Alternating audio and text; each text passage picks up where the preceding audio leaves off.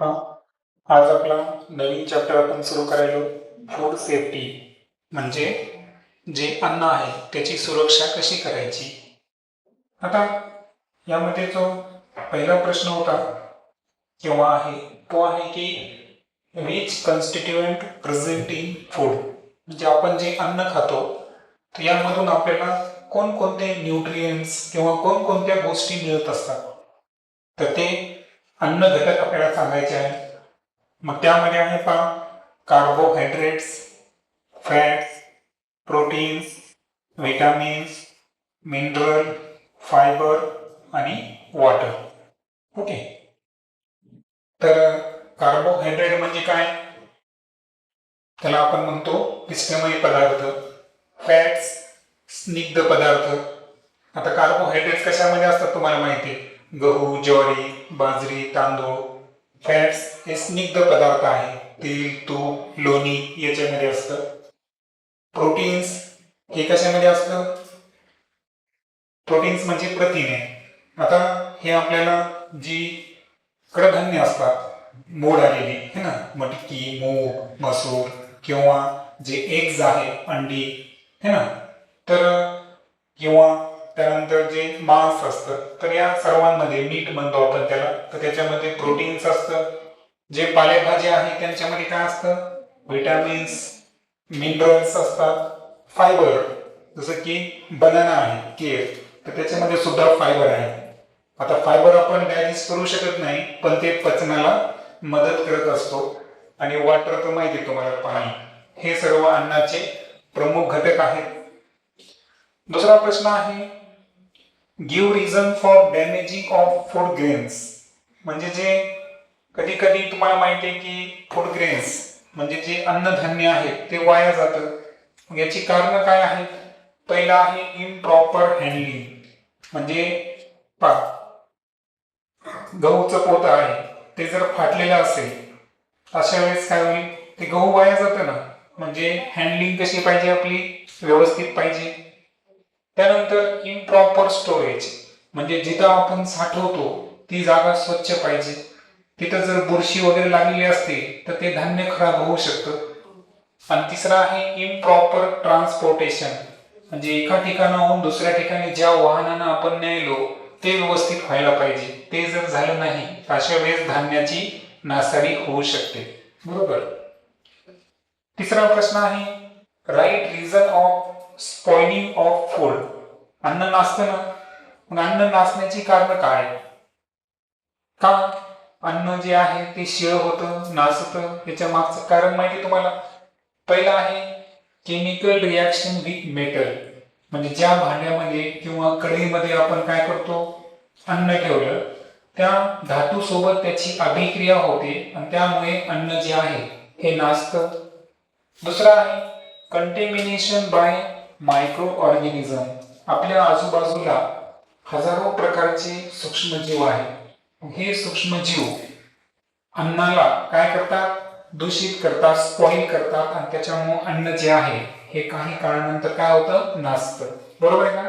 पण सूक्ष्मजीव डोळ्याने दिसतात का, नाही. आणि त्याच्यामुळं नेहमी स्वच्छ तयार केलेलं अन्न खायचं, जास्त शिळ अन्न खायचं का, शिळ अन्न जे आहे ते नासलेलं असतं आणि त्याच्यामध्ये बॅक्टेरिया, मायक्रो ऑर्गॅनिझम असतात, सूक्ष्मजीव असतात.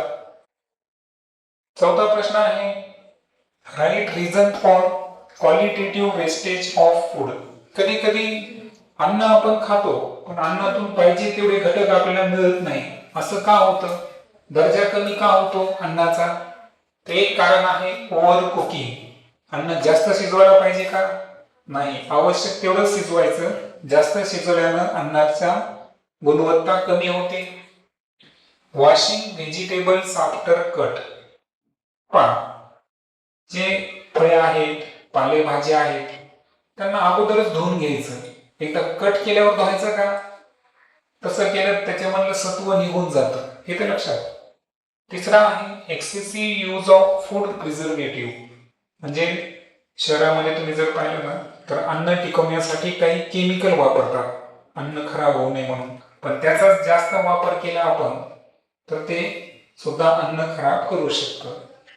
पाचवा प्रश्न आहे when was the world food day म्हणजे जागतिक अन्न दिवस केव्हा असतो? केव्हा असतो? 16 ऑक्टोबर म्हणजे 16 ऑक्टोबरला असतो.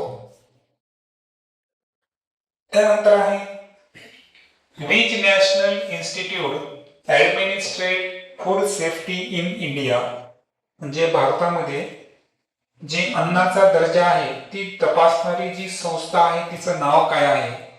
तर तिचं नाव आहे पहा FSSAI असं आहे, पण हे शॉर्ट फॉर्म आहे. FSSAI याचं पूर्ण नाव काय आहे? Food safety and standardisation authority of India. आणि हे कायदा कधीपासून आणला गेलेला आहे? 2006 म्हणजे 2006 पासून. ओके. सो अन्न परीक्षण करणारी संस्था कोणती भारताची? FSSAI. तुम्ही मार्केटमध्ये एखाद्या वेळेस एखादी वस्तू आणा खायची, चॉकलेट आणा किंवा एखादं ब्रेड आणा किंवा कोल्ड्रिंक आणा, त्याच्यावर मागं पहा तुम्हाला FSSAI त्याची मार्किंग दिसेल, म्हणजे त्यांची परवानगी असल्याशिवाय अशा वस्तू विकता येतात का? नाही. त्यानंतर आहे व्हॉट इज फूड प्रोटेक्शन म्हणजे अन्न सुरक्षा करणे म्हणजे काय? तर पहा prevention of spoilage by microbial growth and infestation by pest. आपण पाहिलं अन्न जे आहे कशामुळे खराब होतं? रोगजंतू म्हणजे मायक्रो ऑर्गॅनिझम सूक्ष्म जीवामुळे होतं. मग हे जे मायक्रो ऑर्गॅनिझम आहे त्यांची ग्रोथ जर आपण होऊ दिली नाही, इन्फेस्टेशन बाय पेस्ट म्हणजे जे कीटक आहे कीटकांची वाढ होऊ दिली नाही, अन्न खराब होईल का? नाही. अशा पद्धतीने आपण अन्नाचं काय करू शकतो? प्रोटेक्शन. 8वा प्रश्न आहे what is benefit of freezing. पहा रेफ्रिजरेटर सर्वांच्या घरी आहे, त्याच्यामध्ये काय काय ठेवतो बरं आपण? दूध, पुन्हा फळं ठेवतो, भाज्या ठेवतो, बरोबर. एखाद्या वेळेस एखादी भाजी केली असेल तर ती सकाळी वापरण्यासाठी सुद्धा आपण कधी कधी ठेवतो, करतो ना असं? हा. मग याला आपण फ्रीजिंग म्हणतो. काय म्हणतो? फ्रीजिंग. मग फ्रीज मध्ये अन्न का खराब होत नाही बरं? दूध बाहेर खराब झालं आणि फ्रीज मध्ये खराब नाही झालं, असं का झालं? फ्रीज मध्ये तापमान कसं होतं?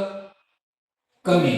हा, तापमान कमी असतं म्हणजे थंड असतं, आणि थंड जितकं असेल जितकं तापमान कमी असतं तिथं सूक्ष्म जीवांची संख्या कमी असते, बरोबर आहे का? आणि म्हणून कमी तापमानाला सूक्ष्म जंतू अन्न खराब करत नाही आणि म्हणून फ्रीज मध्ये अन्न टिकून राहतं. आणि म्हणून फ्रीजिंग काय आहे? Slow down biological and chemical reaction in food material at low temperature म्हणजे कमी तापमानाला आपण काय करायलो की जे अन्न आहे त्या अन्नामध्ये काय होते? बायोलॉजिकल प्रोसेस असेल, केमिकल प्रोसेस असेल ती आपण सावकाश करतो, आणि सावकाश केल्यामुळे अन्न लवकर खराब होतं का? नाही. आणि म्हणून आपण ते कशामध्ये साठवतो? फ्रीज मध्ये साठवतो. Which chemical is use in smoking technique to protect food. अन्न खराब होऊ नये म्हणून त्याच्यावर एक धुराचा मारा करतात. स्मोकिंग म्हणजे काय? धूर. मग हा धूर नेमका कशाचा आहे? लाकडाचा धूर करायचा का? नाही. तर हा धूर कशाचा आहे? तर तो आहे ॲल्युमिनियम फॉस्फाईड. कशाचा? Aluminium phosphide. तर ॲल्युमिनियम फॉस्फाईड नावाचे केमिकल आहे, त्याचा धूर जर आपण अन्न पदार्थावर पसरवला तर ते अन्न पदार्थ लवकर खराब होत नाही. फ्रीज मध्ये न ठेवता सुद्धा ते टिकू शकतं. शेवटचा प्रश्न आहे which insecticides spray on gunny bags containing food grains. तुम्हाला माहित आहे की आपण शेतकरी आहोत, सर्व धान्य आपण कशामध्ये साठवतो? गनी बॅग्स म्हणजे पोत्यामध्ये, है ना? पोते माहिती सर्वांना. मग त्या पोत्यावर एक रसायनाची फवारणी करावी लागते. ती फवारणी केली तर त्याच्याला कीड लागत नाही. मग ते कोणतं आहे? तर ते केमिकल आहे मेलेथिओन. काय आहे? तर मेलेथिओन नावाचं इन्सेक्टिसाइड म्हणजे त्याच्यामुळे काय होतं? तिथं कीटक, कीड, बुरशी लागत नाही, रोगजंतू लागत नाही, हे की नाही? आणि त्यासाठी आपण मेलेथिओनची फवारणी करत असतो. ओके.